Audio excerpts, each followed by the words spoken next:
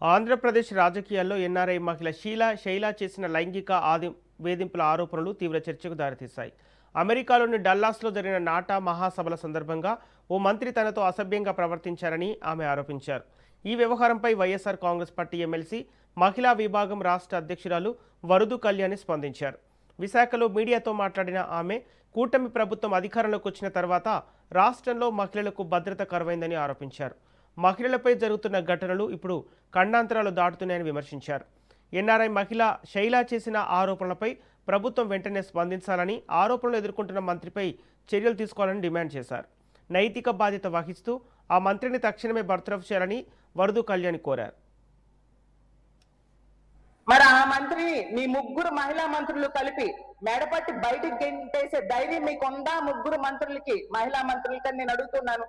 మీరు ఒక మహిళలు, ఒక ఎన్ఆర్ఐ మహిళని ఎంత దారుణంగా నాటా సమావేశాలకు వెళ్ళి ఆవిడేమో ఏదో సర్వీస్ యాక్టివిటీస్ కోసం అపాయింట్మెంట్ అడిగితే ఒంటరిగా రమ్మని ఆమెను వేధించాడు అతను.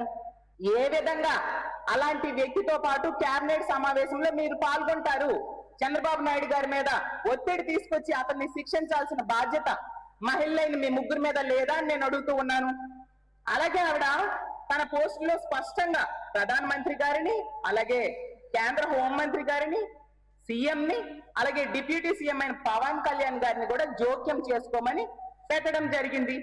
మరి పవన్ కళ్యాణ్ గారు జోక్యం చేసుకోవాలి కదా.